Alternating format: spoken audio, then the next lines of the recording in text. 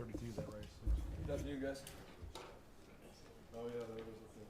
So Rice in 32 and then Houston in 25. The Rice game got moved back, didn't it? Wasn't it earlier originally? Yeah, so two of them. Yeah. Is that true? You want more Texas road games? Say again. More road games in Texas? Keep them coming. Keep them coming. Keep them coming, baby. Hope you guys had a good weekend. I know it's like West Texas, but do some of you guys recruit Texas? Some of your Texas players excited to play a game in their home state? Oh yeah, absolutely, and it's going to be a good atmosphere, and we have a good amount of our, like to your point, BJ, like we have a good amount of our players from Texas. So anytime we can get back to Texas and play a game, I was trying to think the other day, like just the last time we played a game in Texas was it the bowl game when it got canceled? Was that the last time we played? Forget about that. Yeah, the one that never happened, right? No, but that was the last time we were down there. So I'm excited for our guys, just in general, but especially our guys from Texas are excited to get back home. You guys have been so dominant against the run the past 2 weeks. Why have you had so much success in that area? Yeah, I mean, credit to our players. They've really taken a big step in the fundamentals and the techniques that make the different schemes to stop the run. And like we've talked about with you guys before, I mean, it's a new week every single week. It's something that we make sure that we continue to install the fundamentals, the techniques that stop the run, because that is defense. If you can't stop the run, that's our first emphasis on defense is to stop the run. And if you don't do that, you are not going to be successful on defense. And obviously another big test coming this week from UTEP. But proud of how our guys have stopped the run the past 2 weeks, and now we just got to, just like everything, got to keep building on it. Kind of an obvious question, but how much easier does it make it to win a game when you can make an offense one-dimensional? Oh, it's huge. I mean, it's paramount, regardless who you're playing. I mean, from a spread team to a team that maybe runs the ball all the time, like it doesn't matter. You have to stop the run to be successful on defense, because if an offense can do both, regardless, you're not going to be successful. And it's just the mentality of our team. And we tell our guys all the time, it's not just the D-line, it's not just the edge guys or the backers. It goes all the way from the corners to the nose guard, because winning the line of scrimmage is 53 yards. It's all the way across the field. And depending on the set, someone's going to be brought into the fit. Depending on the defensive call, someone's going to be brought into the fit. And so breeding that mentality with our guys, and we do a ton of different things from run fit periods to the techniques we use to make sure that it is paramount we stop the run week in and week out. You guys spent a lot of time this offseason focusing on developing a really dependable two deep there on the defensive line. How has that improved depth kind of helped against the run? Oh, huge. I mean, especially up front, you have to roll guys. Not one player is going to play the whole game, especially in the front seven. So having that dependable depth to where, regardless of the series, the drive, if a starter gets out, that number 2 goes in, there cannot be a drop-off. And the mentality and the standard with which we play needs to be the exact same if it's a starter to a backup, and even in some cases, maybe even the third guy, especially up front, that goes in there. The standard's the standard, and they got to play with the same mentality. Spencer, your numbers on third down this year have been pretty insane. What's led to you guys' success as a defense on third down? And once again, Jimmy, hats off to our players. I mean, we spend a lot of time on third downs. We call them the money downs because that's where you win on defense. And you do all that work to get to third down. It could be third and short, medium, long, XL, and all of them are not created the same. And so really hats off to our players, them taking the time with the walkthroughs to understand an offense and how we're being attacked on third down, and then what is our plan to attack them. And our guys have just done a great job buying into it. And like I said, hats off to them. And not perfect. There's still a lot of things on just one of those areas, third downs, we got to be better. But I mean, it's a huge part to the game. Getting off the field on third down is paramount to being good on defense. We talk about attacking situations on defense. That and the red zone are the 2 biggest situations you got to be good at on defense. And our guy, I'm really proud of how our guys just attacked it. And hats off to them. Is that a situation where you guys, I mean, you're productive on early downs and you're making that opposing offense a little more predictable on third down, or? Yeah, 100%. And if you don't win first and second down, either one of 2 things, you're never going to get to third down. They're just going to keep moving the ball, or you're going to be in a lot of third and short situations. And that's really what has led to the success on third down, is we've gotten them a lot in third and longs, which is obviously then it's more in our favor. And so that's trying to get our guys understanding, if you want to get on third down and go rush the passer and do some of these things, you got to stop the run on first and second, which will then put you in situation to be in a third and long situation where now you can go get after that quarterback, and then the warfare and the pre-snap is on. We've heard a lot about Herbert Gums being this, big, soft-spoken teddy bear type dude. What's your, best, funniest, most memorable story about Herbert? I got a lot from Herbert Gums is a phenomenal young man. I'll never forget. I think I might have told you guys this before, but when I recruited him out of Diboll, Texas, he's got a crazy story how God's worked in his life and his family. But I mean, he's been through a lot. And the first time he was on an airplane was on his official visit to Boise State. And on his way home, he was on a layover in Minnesota and had to stay the night. And I'm like, Herbie, I promise you, that's not all the time when you're on a plane. You got to stay the night at the airport. But I'll never forget going out to see him at practice. He's playing running back at 275 pounds, running, moving. And what I love about Herb is he is a soft-spoken guy, but he is tough as all get out now. He's the kind of guy, don't get it twisted. He'll be soft-spoken, yes, sir, no, sir. But he's a tough son of a gun now that will work his tail off to improve and get better. And hats off to Coach Kagan, our staff, just seeing his body completely change and grow to where he is now. He's still got a lot of growth to be had, but I'm cool to see the steps that Herbert Gums is taking. I think the best is yet to come for him. You mentioned that Marco's out for the rest of the year. Who's some of the depth that's going to have to step up and fill that void? Yeah, and first off, Jay, you guys know me. I adore these kids, man. I adore these players. And when he tore his ACL, he's out for the season, broke my heart because I love that kid. And you talk about a young man that works his tail off to prep and play a lot as a redshirt freshman, and what we put on those linebackers in this defense, testament to him. So heartbroken for him, excited for him to recover and be back stronger. So we're going to it'll be a little bit of musical chairs in regards to moving some guys, and the Mike and the Will are so similar. We've obviously seen the success DJ's had from moving him from Mike to Will. So you're going to see a couple different guys kind of swing to make sure we still have the depth at the Mike and Will we need. So Brand Hawkins is going to play some Mike depending on situations. DJ can always swing back and forth. So we're going to kind of do it by committee to find the best way we have that depth there at Mike and Will. You guys played more dime in that game Mm-hmm. too. Is that something you like that you think if you need it later in the season? How do you like having Tubner and the extra DB in there? Yeah, especially what a team's doing, BJ.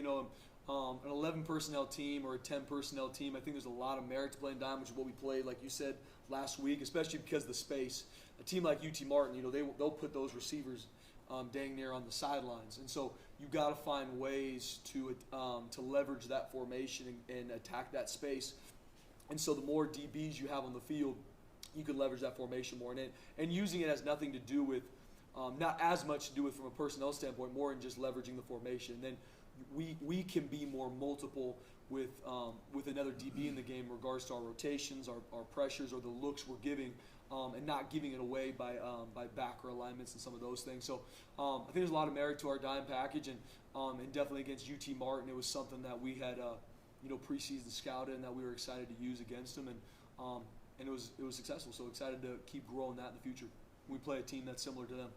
When you put on tape and pull up last year's game, what do you remember about Shea Oladipo's performance? He was a really young kid. He made some big plays that game last year. Yeah, it was awesome for Shea to step up last year. A guy that was a true freshman. He came here early, but was a true freshman, going in the game, getting a couple picks, playing hard.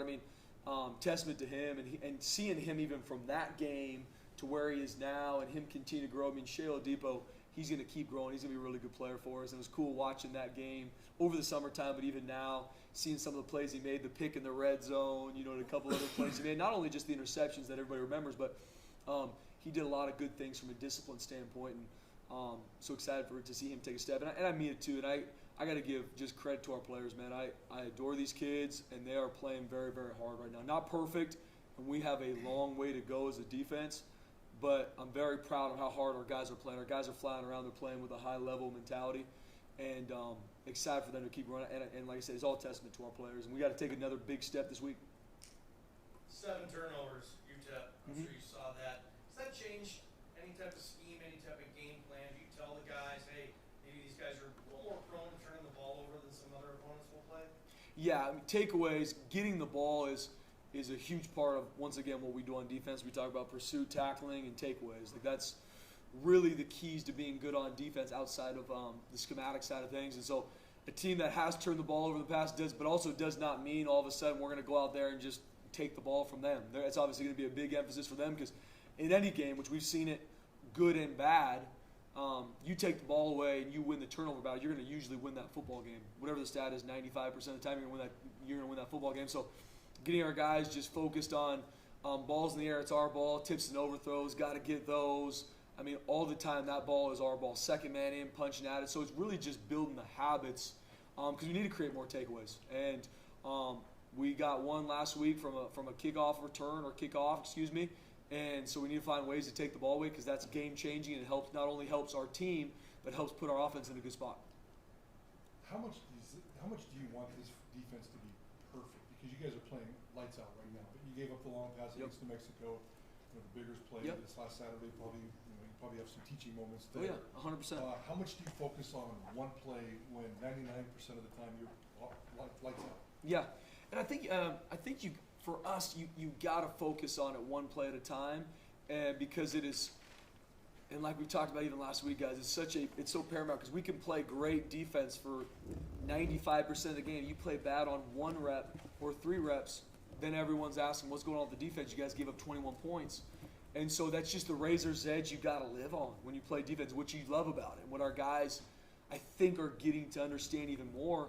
And so the littlest details you got to focus on because maybe it didn't show up maybe last week. Maybe someone wasn't in their gap or someone didn't play the technique perfect and we got away with it. But if we don't fix it, that's going to come up in a major way, and then all of a sudden you're giving up the rushing yards, you're giving up the explosive plays that prior just didn't show up. And so we have been just very, very focused. And every week, and I tell our guys when we have our defensive meeting at the end of a game, I was like, guys, I adore you, but you're never going to come in here and I'm just going to give you guys the slow clap about how, like, that's never going to happen.